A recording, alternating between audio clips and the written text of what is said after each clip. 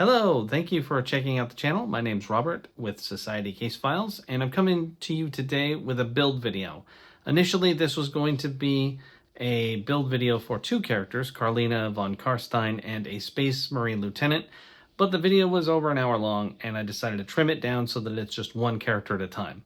So this one is for Karlina, and I go into pretty decent depth. We build the character from start to finish. So if you enjoy this content and you like what you see, please subscribe and hit the like button. And if you have any thoughts or want to see a different model built or found something especially challenged, drop a comment. Anyway, I'll be back at the very end of the video to thank you and talk about when the next one comes up. Okay, I thought I would make a build video today, and at the bare minimum, I'm going to make Karlina Carstein here. I picked up Karlina from eBay because my copy won't be available until sometime next year because I just haven't been a member of Warhammer TV Plus, whatever it is, for long enough. But apparently I'll be eligible to get another copy of her then, and then I will do her alternate helmet. So I'm going with the hair this time, and then next time I'll do the helmet. I've already cut this piece off from Karlina. I have this magnifying glass that I will occasionally need to use just to check some things, and it looks like I'm going to need to clean up her cloak here a little bit because I got some sprue gunk on it. So I'll take care of that first. And I want to just say in advance that one of the things that I definitely do wrong is I probably use way too much glue. So I'm working on it, working on trusting that you don't need as much as I put on. So this is one of the easier models that I've done in a while, just based on the instructions. There's only really 3 steps here. It's just body, skirt thing, arm to start with here. So this was number 1. Let me find number 2. And I built a Keeper of Secrets not too long back for my Age of Sigmar Slaanesh army. And I have to say, it did take the better part of a night to finish, but it was it came out really cool. And then the next day I came back, and it's one of the very first times I built something really big. I came back and found that one of the arms was really quite messed up. So I had to do some surgery to get that character to work again. It's pretty frustrating, but I learned a lot building that character. And interestingly enough, I have a second one to make, so at least I won't make the mistake next time. I think she came out okay. It's not too terrible, but since then I've kind of learned to be pretty patient, make sure that doing the dry connections work. I'm not super happy with how this connects up. I do kind of wish this one was a little bit more obvious down below, but it looks like the contact point is pretty much only the leg, even though the instructions want me to dump a lot of glue. So basically, according to these,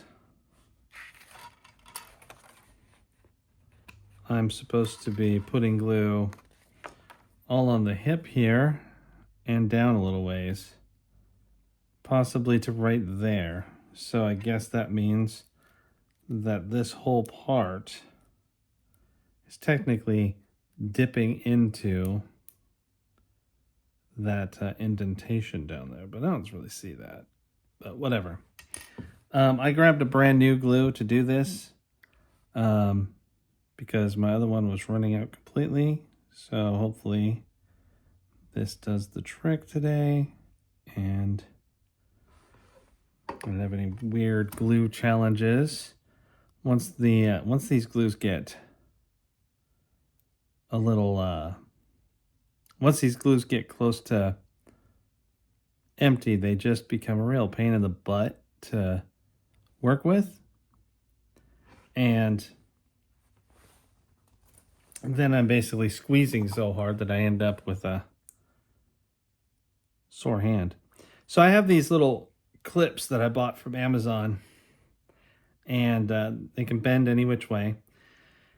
They have the nice little rubber tips here to keep the models safe. Some models are a little chunky for them, but this is going to work perfectly. And the best part is they're magnetic, and it came with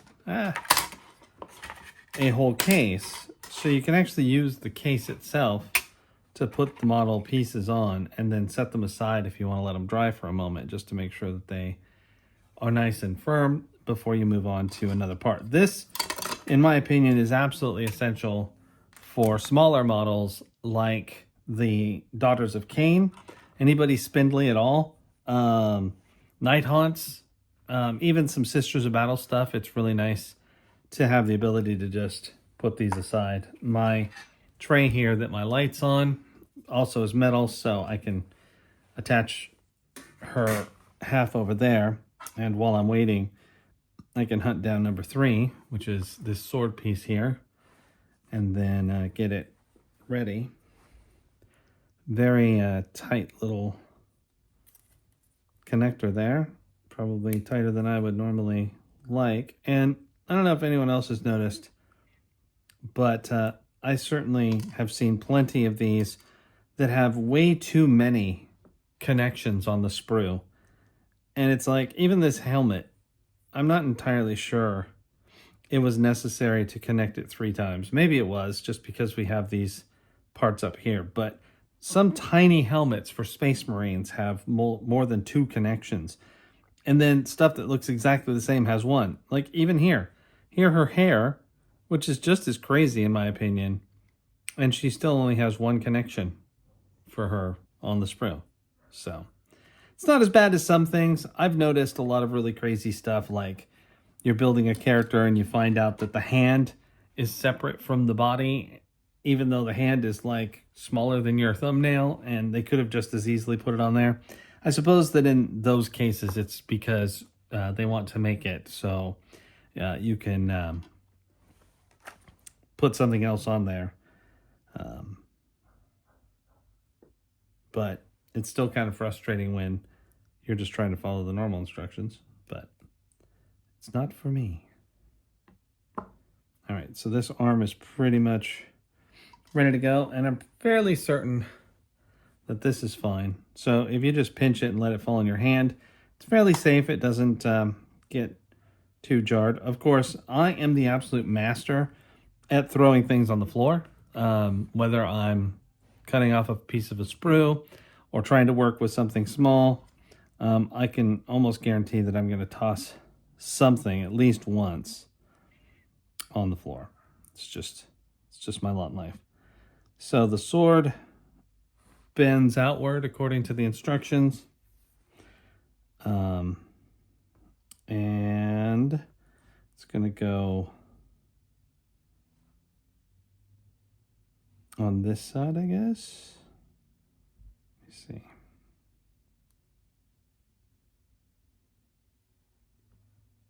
Yeah, dry fitting this one is definitely essential, but I have no clue exactly how it's supposed to go. Maybe like this.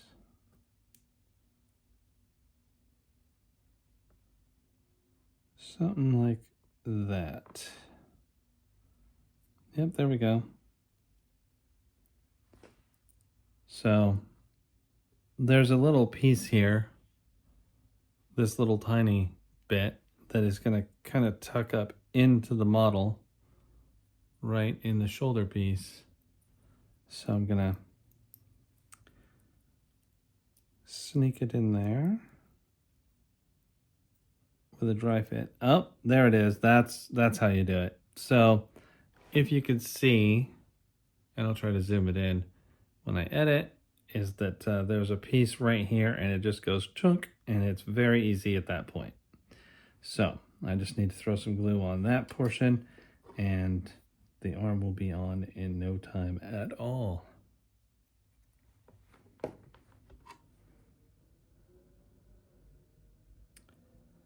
And there we go. That's an arm.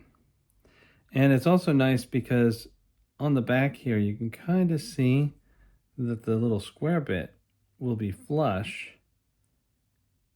And just as something that I like to try and think about, I look at these to see if there's any wiggle room to pull a piece away from the body a little bit, just to make sure that it won't be too painful to paint.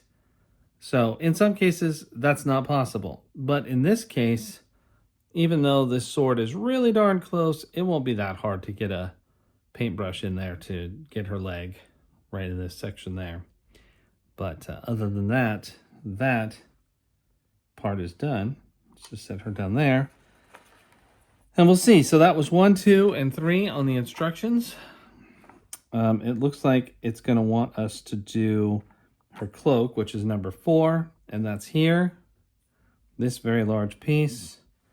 And I'm going to come at this from a couple angles.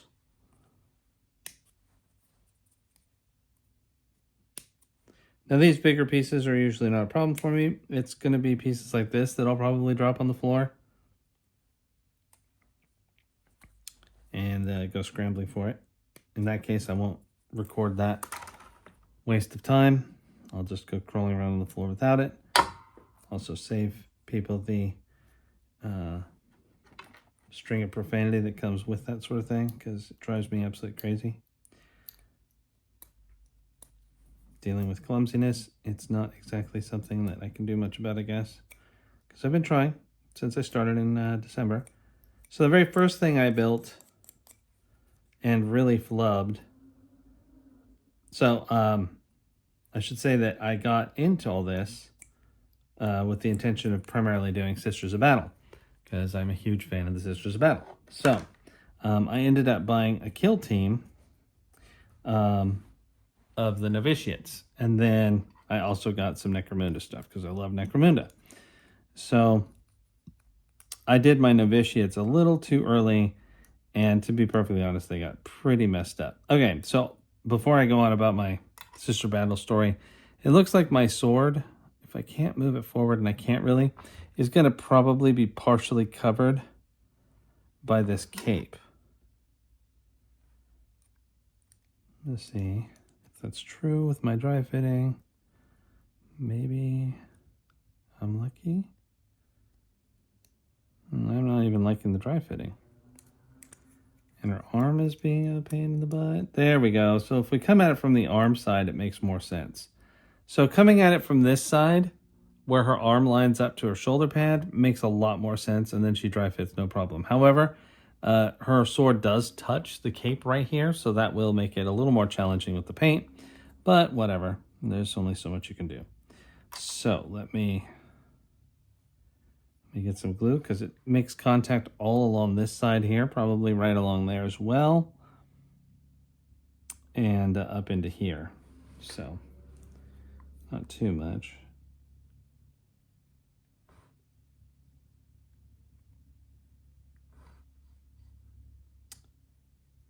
So anyway, I started with Sisters of Battle, Novitiates, Kill Team, and the Eschers from Necromunda. Those were what I was most excited about, and my Eschers were fine. I don't think that Necromunda is the best choice to start your model creation. They're actually pretty difficult. Just because they're so small. They have a lot of really strange contact points. You build their weapons are like in 2 pieces, and they're so small. It's ridiculous. But anyway, I built them first, and then I thought, you know, I think I could probably handle my novitiates now. I don't know why. I just got this notion that I was good to go. And I jumped in, and they were okay. I wasn't prepared to do two-handed weapons and stuff. That didn't happen very easily. And so while they looked okay, and I'll show them off, they're painted even, I could have done a better job. And fortunately, I have a whole set of them to build now that I'm much better at this.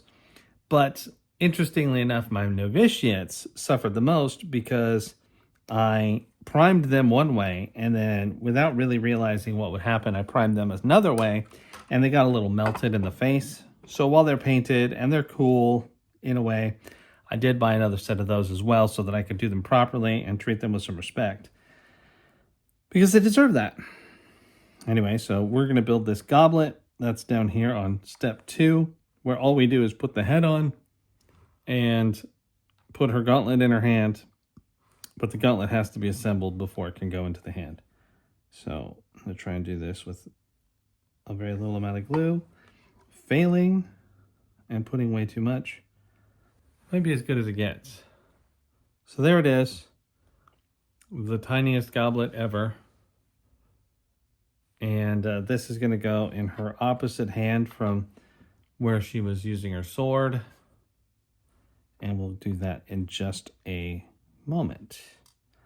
The first thing I'm going to do before I do that, though, since the head is going on, I'm going to grab the head I'm going to use. And we're going with the one with the hair, like I said before. We'll do the helmet when I get the other copy of her. She'll be free, apparently. And speaking of that, I did get this model set for free from Warhammer Plus. I can't remember what the other option was, but this one just looked fun to paint with his little minions. So I might build that one in the near future. Let's see how this head goes. She's supposed to sort of be looking off in the direction of the sword. She's got some indentation on her neck to line up with this sort of triangular guide inside. And yep, that's super easy. It lines right up with no problem, and it shouldn't be a big deal. So we'll just get her neck, her head on there, and then I'll figure out this goblet. Hopefully it'll be dry enough to make that make sense. There we go. There's a Karlina head. Not too bad. Okay, so how does this goblet connect? It basically shows 2 contact points, and we're looking at the goblet part must go on the back somehow, and then this attaches to the hand. So there's a hand part and then another part that touches the cloak. My guess is that it'll be somewhat obvious, maybe? Perhaps? Yes, it goes right there. There's an indentation. Oop, her head fell off. That's not good. Let's get that back going, and then we'll be a little bit more patient. Karlina should be good to go. So anyway, let's come back over here, and I'm going to point out where that bit is. There's this part right here that'll be a guide for the goblet. Let's see.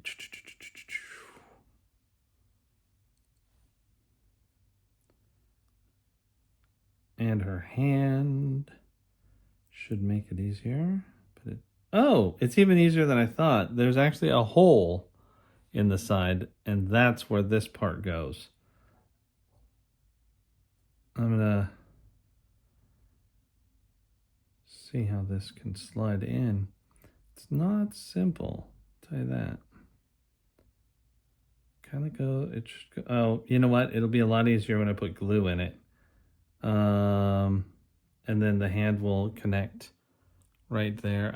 Might be hard to see. I'll try and zoom in when I do the edit. So let's get some glue on here and see if I can't get it in. Okay, so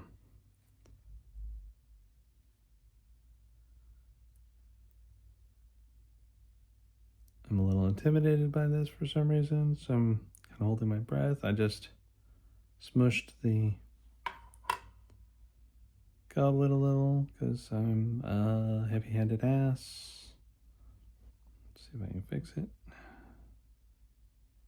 whoops.